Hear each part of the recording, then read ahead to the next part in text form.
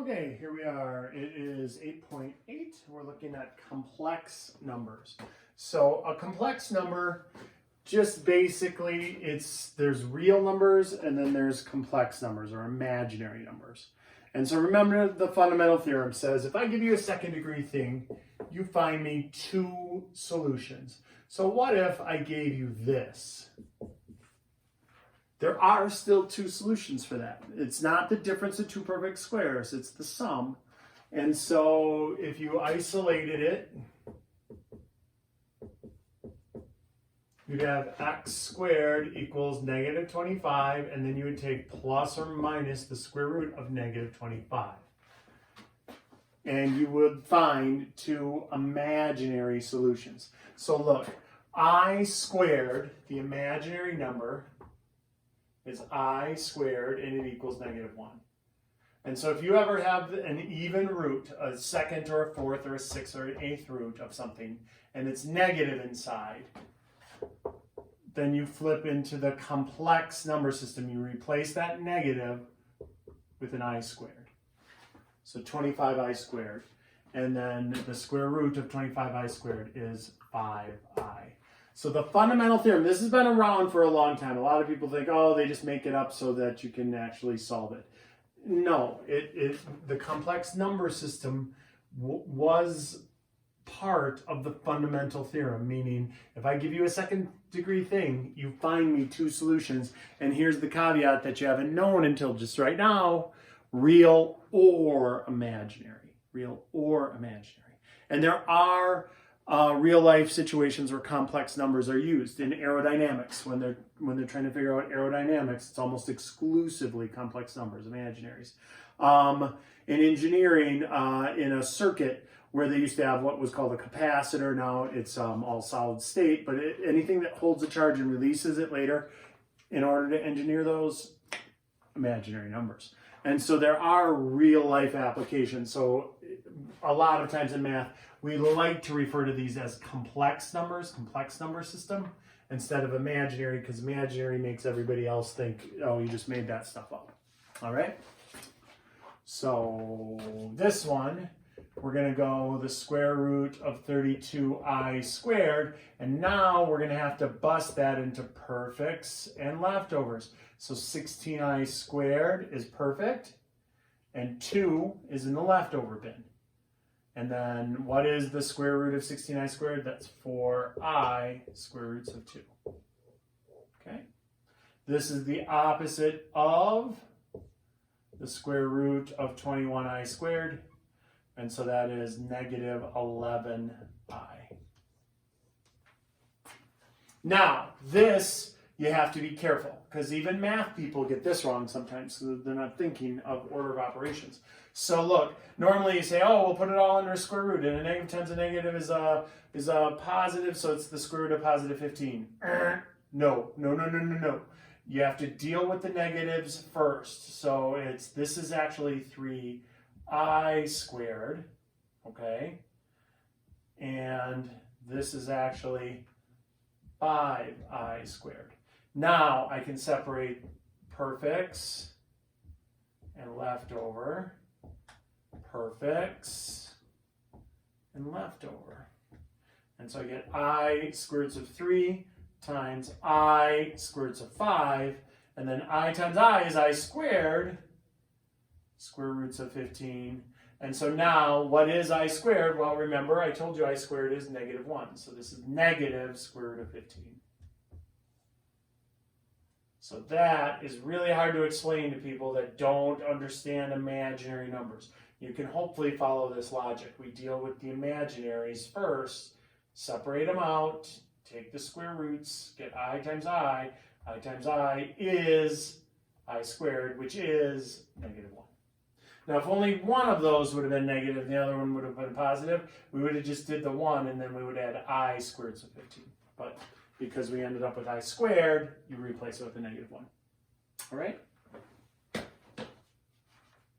Same deal here. We're going to separate out the I guess we could do it like this. Here, let's do it correctly. So the square root, there's a sloppy way to do this. We're going to do it the correct way. So look, This is the square root of 125i squared, or the square root of 5. And so that is 25i squared is the perfect, and 5 is the leftovers. So see, here we go. The square roots of 5s cancel, and we get 5i. The sloppy way of doing that would have been to take 5 into there and make it negative 25, and then 25i squared, and then the square root of 5i. This is probably better because you always deal with the negative under the square root first before you start dividing or multiplying or anything. All right? Okay. So then let's take a look at the next one here. Oh, adding is easy. Adding, you just treat it like a variable. So if they have 4 plus 6i plus 3 minus 2i, you just add up the like terms. So 4 plus 3 is 7, 6i and negative 2i is plus 4i. And you're done. That's it. So just adding up like terms. Same with this. 22 is 8, or number 2 is 8 plus 2i minus 4i. And so again, it's just 2i minus 4i are like terms. So 8 minus 2i. And that's it. So just like you would do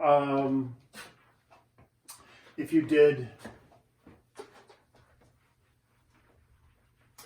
adding up like terms with variables. It's just the variable is I instead of X, but otherwise you do it exactly the same. Okay, what about when I'm multiplying things? So we got 8i times 7i, that is 56i squared. But then, well, let's think about that. 56i squared is always negative 1. So 56 times negative 1, which is negative 56. So if you take and multiply two imaginaries, you end up with a negative number. All right. How about this? 5i times 4 minus 7i. Oh, this is fun, because look, you do the distributive property. You get 20i, but then you get minus 35i squared. But remember, I squared is negative 1. And so 20i plus 35. Done. Okay. Lovely dovely. Then 3 is 6 minus 3i times 7 plus 4i. And so we got 42 plus 24i minus 21i plus 12i squared. And so 42 plus 3i minus 12, right? Because I squared is negative 1. Negative 1 times 12 is negative 12. But now I could put the 42 and the negative 12 together and get 30, right? Is it 30? Or wait. Hold it. I think I was hasty. 6, 42, 24, negative 21. Oop, negative 12. Ah! And so that was negative 12 times negative 1. It should be positive 12. So then 54 plus 3i. All right.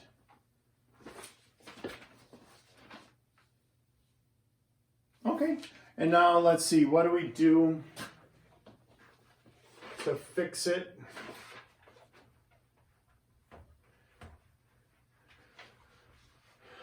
Like how we rationalized the denominator before, they don't want imaginaries in the denominator either.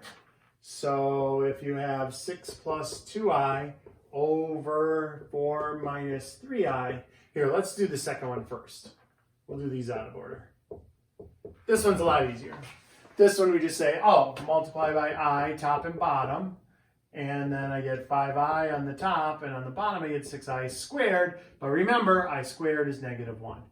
So 5i over negative 6, and that's it.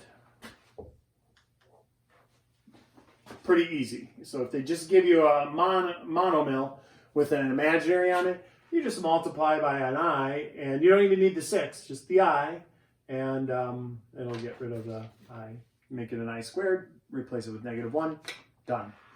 A little more complicated now, because if I multiply this by I have to distribute, and then I still end up with an I in the bottom, and I don't want I's in the bottom.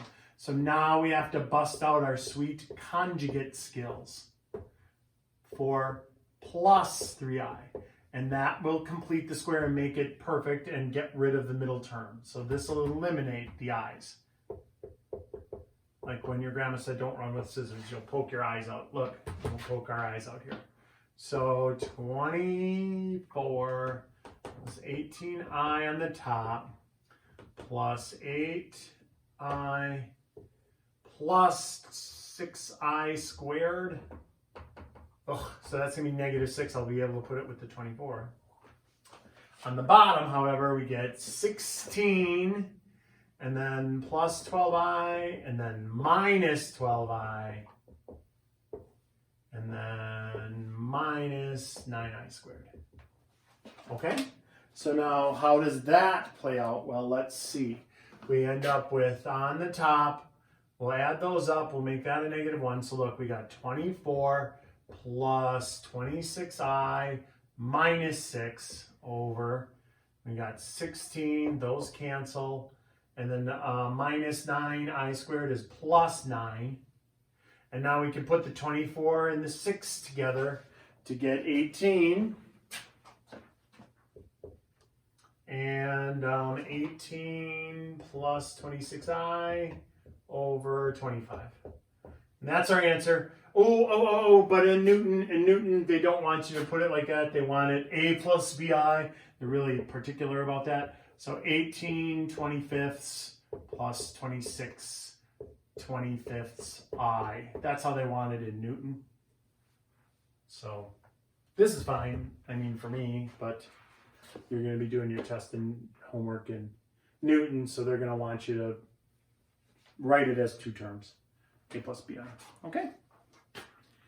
And then patterns. Okay, so patterns. Pattern parade time.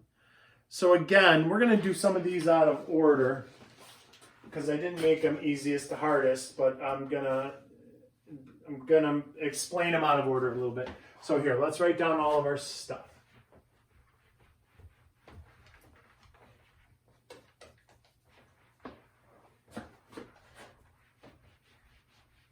On the last page here, it's all I's to different powers.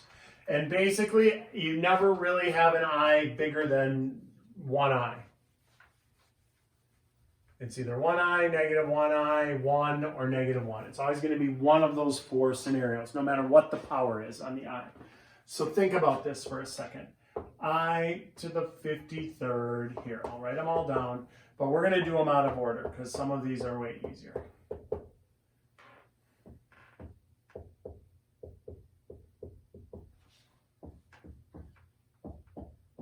Like we're going to do this one first, I to the 11th.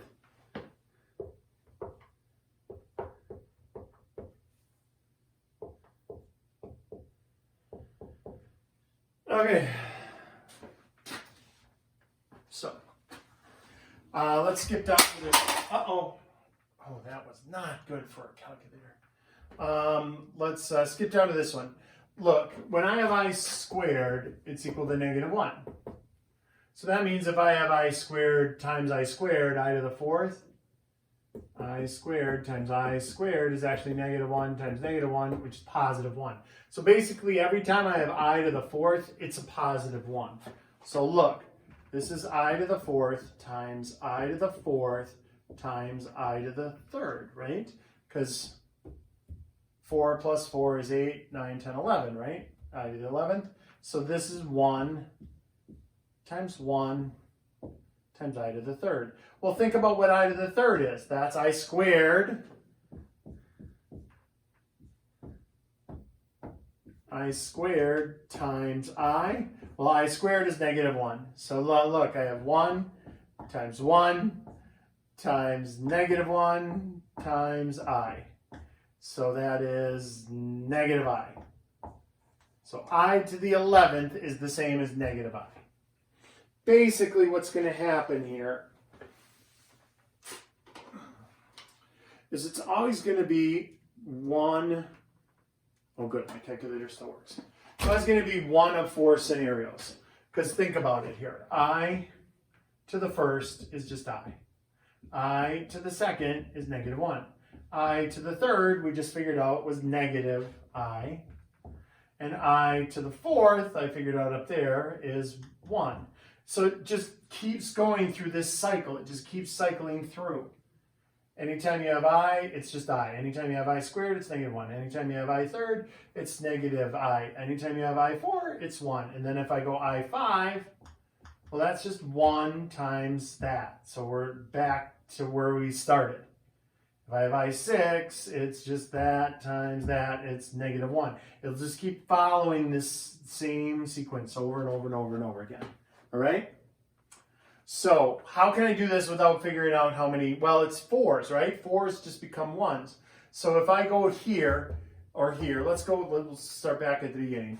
If I go 53 and I divide it by 4, like I used to divide in the olden days, like long dividing, so 1 and then 4, and then I subtracted it, and then I got 1 and 13, and then I got 3 times is 12.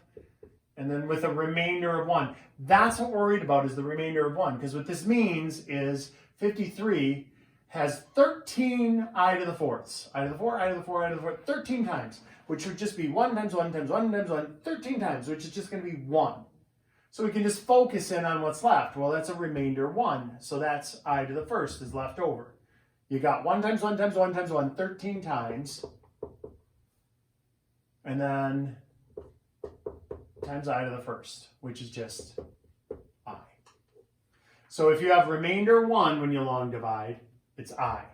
If you have no remainder, it turns out to just be 1. Because look, I to the 24th. Well, let's do 24 divided by 4 is 6 with no remainder. So if the remainder is 0, the answer is just 1. Because think about that.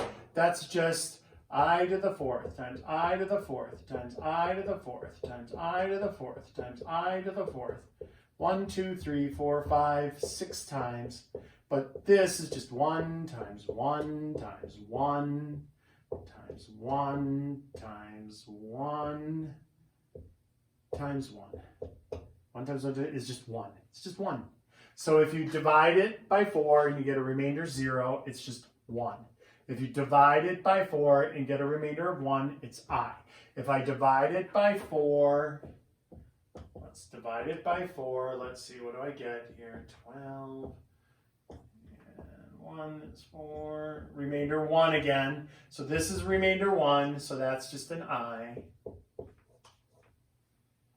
11. If I divide 11 by 4, I already know what the answer is, but let's do it. I would go 2, and that would be 8. And we don't really care about that. It's just we care about the remainder. So remainder 3. So that means it's I to the third. I to the third is always just negative I. 226. What is 226 divided by 4? So you long divided by 4. 5. It's 26. What is that? 6. It's 24. 2. So this has a remainder of 2. I squared is -1. So I to the 226th is really just -1. Okay. And what about that? That's just I to the 17th on the bottom. So you could probably do that one in your head, but maybe not. Let's see, 4. It would go 4 times 16, 1, remainder 1. So remainder 1 means you've got an I, so this is 1 over I, but you might not want to leave I in the denominator, right?